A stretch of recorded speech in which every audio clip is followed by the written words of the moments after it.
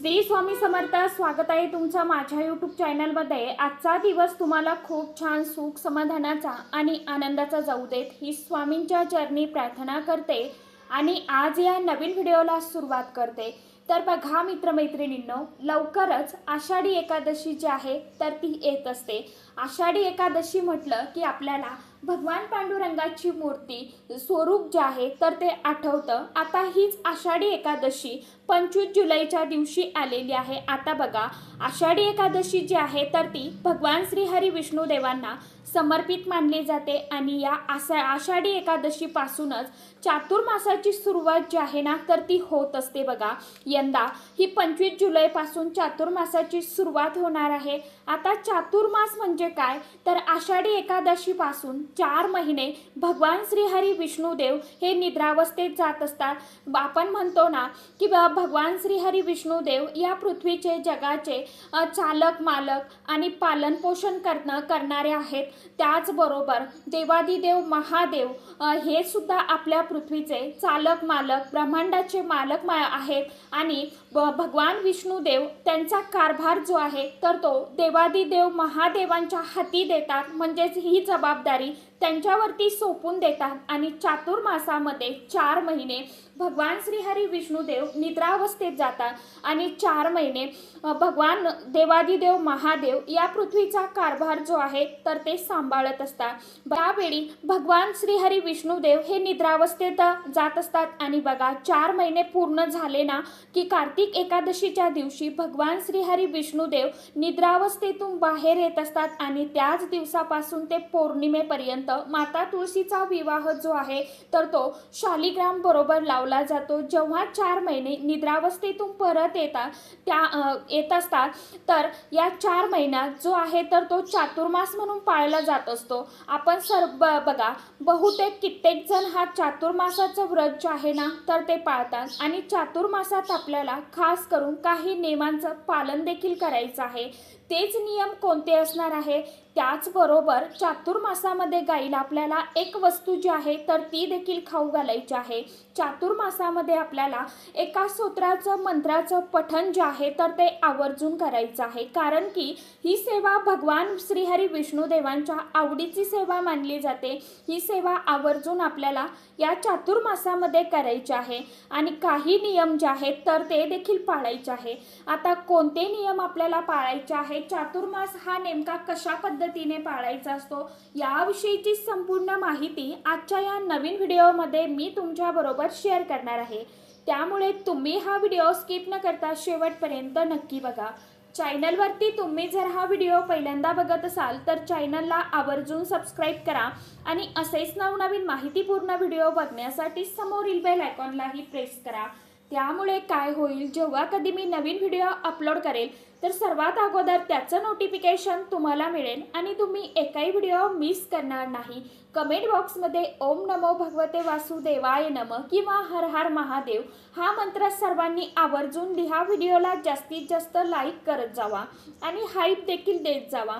तर बघा मित्रमैत्रिणींनो, या चातुर्मासाची सुरुवात जी आहे तर ती 2026 मध्ये 25 जुलैपासून होणार आहे. चातुर्मास हा जो संपूर्ण 4 महिन्यांचा कालावधी असतो तो भगवान श्री हरी विष्णुदेवांच्या सेवेसाठी, नामस्मरण करण्यासाठी, त्याचप्रमाणे दान धर्म, काही सेवा, पारायण, स्तोत्रांचं मंत्राचं पठण करण्यासाठी हा महिना अतिशय अत्यंत शुभ आणि तितकाच पवित्र मानला जात असतो. असं म्हटलं जातं की या चातुर्मासामध्ये स्वर्गाची दारे जी आहेत ना तर ती सर्व उघडी असतात. या चातुर्मासामध्ये आपण जेवढी पण सेवा करू, उपासना करू, पारायण करू, मंत्रोच्चार करू तर त्याचं शीघ्र फळ जे आहे तर ते आपल्याला नक्कीच प्राप्त होत असतं. या चातुर्मासामध्ये आपण काही नियम सुद्धा पाळायला हवे. तर बघा, चातुर्मासामध्ये बघा बरेच जण व्रत देखील करत असतात, उपवास करत असतात, एक वेळी अन्न ग्रहण करत असतात. तर अशाने बघा दररोज आपल्याला ब्रह्ममुहूर्तावरती लवकर उठायचं आहे, स्वच्छ स्नान करायचं आहे, स्वच्छ स्नान केल्यावरती आपल्याला भगवान श्रीहरी विष्णुदेवांची मनोमन पूजा करायची आहे, विधिवत पूजन करायचं। भगवान विष्णुदेवांच्या आवडीच्या ज्या काय वस्तू आहेत तर त्यांना अर्पण करायच्या। म्हणजेच काय तर पिवळं चंदन, पिवळी फुलं, पिवळ्या मिठाईचा नैवेद्य हा भगवान विष्णुदेवांना अर्पण करायचा। त्याचबरोबर तुळशीची मंजिरी, तुळशीपत्र हे आवर्जून आपल्याला अर्पण करायचे आहे। त्यासोबत तुपाचा दिवा आपल्याला लावायचा आहे, धूप लावायचा आहे आणि एक तुळशीपत्र आपल्याला भगवान विष्णुदेवांच्या चरणावरती अर्पण करायचं आहे। ओम नमो भगवते वासुदेवाय नमः हा मंत्र पठण करायचा आणि अशा पद्धतीने आपल्याला विधिवत पूजन करायचं, सेवा करायची ही आवर्जून आपल्याला करायची आहे। या 4 महिन्यामध्ये भगवान श्रीहरी विष्णुदेव जे आहेत तर ते निद्रावस्थेत असतात। निद्रावस्थेमध्ये लीला करतात। त्यावेळी बघा आपण मऊ गादीवर झोपणं जे आहे तर ते टाळायला पाहिजे। हे करण्यासाठी सक्त मनाई आहे। त्यासोबतच बघा आपण जमिनीवरती झोपावं। या 4 महिन्यामध्ये आपण मांसाहार करणं जे आहे तर ते पूर्णपणे वर्ज्य करावं। भगवान श्रीहरी विष्णुदेवांची नित्यनेमाने सेवा, पूजा, प्रार्थना करावी, मंत्रोच्चार करावे। त्यासोबतच बघा चातुर्मासामध्ये काही सेवा ज्या आहेत ना तर त्या आवर्जून केल्या जातात। त्याचं शीघ्र शुभ फळ जे आहे तर ते आपल्याला मिळत असतं। या चातुर्मासामध्ये जर आपण हे नियम पाळले तर आपल्या घरामध्ये नक्की सुख, शांती, समृद्धी आणि वैभव जे आहे तर ते यायला सुरुवात होत असते। भगवान श्रीहरी विष्णुदेवांची कृपा ही आपल्या कुटुंबावरती कायम राहत असते। तर या चातुर्मासामध्ये आपण सात्विक भोजन जे आहे तर ते ग्रहण करावं। मांसाहार जो आहे तर तो पूर्णपणे वर्ज्य करावा। संपूर्ण चातुर्मासामध्ये बघा रोज भगवान श्रीहरी विष्णुदेवांच्या मूर्तीवरती नित्यनेमाने आपल्याला पंचामृताने किंवा शुद्ध पाण्याने किंवा गाईच्या कच्च्या दुधाने अभिषेक करायचा आहे। नित्यनेमाने त्यांना स्नान घालायचं आहे, पूजन करायचं आहे आणि शुद्ध गाईच्या तुपाचा दिवा जो आहे तर तो लावायचा आहे। सोबतच तुळशीपत्र आपल्याला अर्पण करायचं आहे। संध्याकाळच्या वेळी एक शुद्ध गाईच्या तुपाचा दिवा लावा। विष्णू सहस्रनामाचं पठण करा। व्यंकटेश स्तोत्र जे आहे ना तर ते सुद्धा पठण करा। या सेवा आवर्जून या चातुर्मासामध्ये कराव्या। त्याचबरोबर गाईला आपल्याला एक घास का होईना अन्न जे आहे तर ते द्यायचं आहे। चातुर्मासामध्ये आपल्याला खाऊ घालायचं आहे। आपण जी पहिली चपाती बनवतो ना तर ती पहिली चपाती आपल्याला थोडासा गुळाचा खडा किंवा मध लावून जो आहे तर तो आपल्याला रोजच्या रोज नित्यनेमाने खाऊ घालायचा आहे। आपल्याला हा नियम जो आहे तर तो आपल्या घरामध्ये आपल्याला स्वतःला लावून घ्यायचा आहे बघा। किंवा मग हिरवा चारा जो आहे तर तो सुद्धा तुम्ही गाईला खाऊ घालू शकता। कारण की बघा गाईच्या पोटामध्ये 33 कोटी देवी देवतांचं वास्तव्य असतं आणि चातुर्मास हा खूप पवित्र मानला जातो। चातुर्मास भगवान श्रीहरी विष्णुदेवांना समर्पित असतो।